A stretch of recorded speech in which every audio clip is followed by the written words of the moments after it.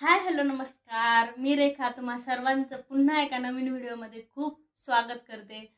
तर आजचा व्हिडिओ मला असं बनवावं वाटला कारण की काय झालेलं, रिसेंटली मी माझ्या मैत्रिणीसोबत चॅटिंग करत होते आणि म्हणजे बरेच 2-3 महिने झाले आमची चॅटिंग म्हणजे झालंच नव्हतं, काही बोलणं वगैरे। आणि म्हणजे तिला एक तर 8 वर्षानंतर प्रेग्नेन्सी राहिली होती आणि मग नंतर मी ती आता ऑगस्टमध्ये मी तिला काहीतरी विचारलेलं की कशी आहेस, बरी आहे का वगैरे, तर तेव्हा मला तिने सांगितलं की ती प्रेग्नेंट आहे म्हणून। तर मला तर खूप आनंद झालेला आणि मग मी बोलले आता हिची डिलिव्हरी वगैरे झाली असेल तर विचारावं। तर आता म्हणजे डिसेंबरमध्ये मी तिला असंच मेसेज केलेला म्हणजे 1-2 दिवसापूर्वी, तर ती बोलली की तिचं ॲबॉर्ट झालं 6 मंथमध्ये। तर मला तर असा शॉक बसला ना की कारण की तिची ही म्हणजे तिने जे मला सांगितलं ही या 5-6 महिन्यातली ही तिसरी म्हणजे घटना होती की जी माझ्या फ्रेंड सर्कलमध्ये झाली आहे।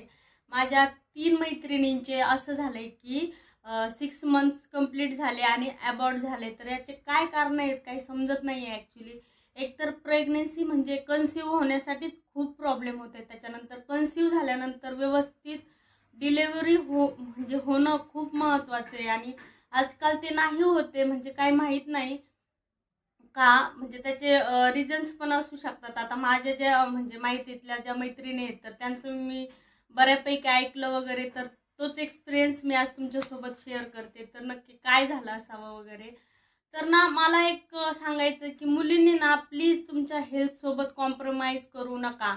मी माझं एक्झाम्पल सांगते की मला स्वतःला 5 इयर्स नंतर म्हणजे प्रेग्नेन्सी राहिली आहे। ॲक्च्युली मला अगोदर पण राहिलेली, पण माझे पण असेच ॲबॉर्ट होत होते, पण मला 5 इयर्स नंतर बेबी झालंय।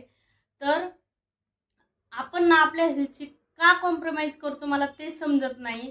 तर सर्वात मेन मला सांगायचं की तुम्ही तुमचं खाणं पिणं व्यवस्थित ठेवा, म्हणजे फक्त प्रेग्नेन्सीमध्येच नाही अदरवाईज पण तुमचं खाणं पिणं व्यवस्थितच असलं पाहिजे। तर आपण ना आपल्या स्वतःकडे खूप दुर्लक्ष करतो आणि त्याचेच मे बी हे म्हणजे असे परिणाम असतील। आपण बाहेरचं खाण्याला जास्त प्रेफरन्स देतो की टाईम नाही आहे, जॉब आहे, हे आहे ते आहे, आणि मग ते होतंच की जास्त खाण्यात वगैरे बाहेरचं जातं आणि आजकाल म्हणजे खूपच प्रॉब्लेम चालू आहे। तर प्लीज प्लीज प्लीज तुम्ही स्वतःच्या हेल्थकडे लक्ष द्या, मला एवढंच सांगायचं आहे। आणि दुसरा मुद्दा मेन काय की कामाचं प्रेशर असतं, म्हणजे जॉब नाही आहे पण घरामध्ये हे ते बोलल, नवरा हे बोलल, सासू ते बोलल, हे बोलल, अरे कशाला, तुम्ही अजिबात टेन्शन नका घेऊ कुठल्याही गोष्टीचं। म्हणजे तुम्ही तुमचं खायला बसताय आणि म्हणजे आता काय होतं माहिती का की बऱ्याच जणींचं मी एक ऐकलंय की नाही बाबा, काय होतं घरामध्ये काम नाही केलं की कटकट होती, भांडण होती, त्याच्यापेक्षा असं वाटतं की चला जाऊ द्या काम करून बसलेलं ओके। ठीक आहे ना, मी बोलते बायकांना काम म्हणजे मुलींना काम तर करावंच लागतं, असं अजिबातच नाही की काम करू नका, पण ठीक आहे तुम्ही तुमच्या खाण्यापिण्याकडे पण व्यवस्थित लक्ष द्या, म्हणजे काम तर करायचंच आहे। तर म्हणजे मला आता तिचा एक्सपिरियन्स म्हणजे तिने काय सांगितलं की मी बोलले की तू का म्हणजे थोडासा बेड रेस्ट वगैरे करायचं ना, तिचं बेबी डायरेक्ट खाली आलेलं म्हणजे। तर मी बोलले की म्हणजे असं कशामुळे झालं, तर ती बोलली काही समजलंच नाही, नंतर लगेच हॉस्पिटलला पण गेलेलो पण मॅडम यायला थोडीशी लेट झाली, मग तोपर्यंत डायरेक्ट डिलेव्हरीच झाली होती, बेबी डायरेक्ट बाहेरच आलं होतं। तर मग मी बोलले ठीक आहे चल जाऊ दे आता, इट्स ओके, तू आता रिकवर हो, तू म्हणजे जास्त स्ट्रेस घेऊ नको। आणि जे लोक असतात ना काय करतात माहिती का, जेव्हा प्रेग्नेन्सी असते तेव्हा हे लोक सपोर्ट नाही करत, म्हणजे मे बी घरातलेही असू दे किंवा बाहेरचे कोणीही असू दे, रिलेटिव्ह मधले असू दे, हे फक्त तुम्हाला टोचून बोलण्यासाठीच असतात, बाकी काहीही करत नाहीत हे तुमच्या लाईफमध्ये। त्याच्यामुळे तुम्ही तुमचं हेल्थ आणि तुमचं बेबी तुम्ही याच्याकडे लक्ष द्या, मला तर एवढंच म्हणायचं आहे, बाकी बाकी सगळे जाऊ द्या। तर मग तिने मला ते सांगितलं, तर मग मला खूप वाईट वाटलं आणि मला असं वाटलं की अरे यार म्हणजे का, तर ती बोलली की काम वगैरे तर करायचीच, ठीक आहे इट्स ओके, काम वगैरे केलेलं तर काही म्हणजे करावंच लागतं। पण मग नंतर मी तिला बोलले की मग कशामुळे असं झालं, ती बोलली काही समजलंच नाही आणि असं म्हणजे झालेलं। तर ठीक आहे म्हटलं जाऊ दे आता रिकवर। आणि एक म्हणजे पोस्ट प्रेग्नेन्सीचा जो स्ट्रेस असतो ना, म्हणजे मी सांगते खूप भयानक, आणि त्याच्यानंतर एक ॲबॉर्ट झालेला स्ट्रेस असतो की ठीक आहे बेबी झालाय आणि नंतरचा तो म्हणजे पॅरेंटिंगचा ते जो हे असतो तो वेगळा, आणि अबॉर्ट झाल्यानंतरचा जो स्ट्रेस असतो तो वेगळा, कारण मी दोन्हीही अनुभवलेले आहेत. आणि ॲबॉर्शनचा मी 3 वेळेस अनुभवलाय आणि मदरहुडचा ठीक आहे, आता मी पॅरेंटिंगमध्ये आहे, एक बेबी झाले मला खूप छान, पण त्याच्यानंतर पण खूप स्ट्रेस असतो, तो पण मी अनुभवलाय.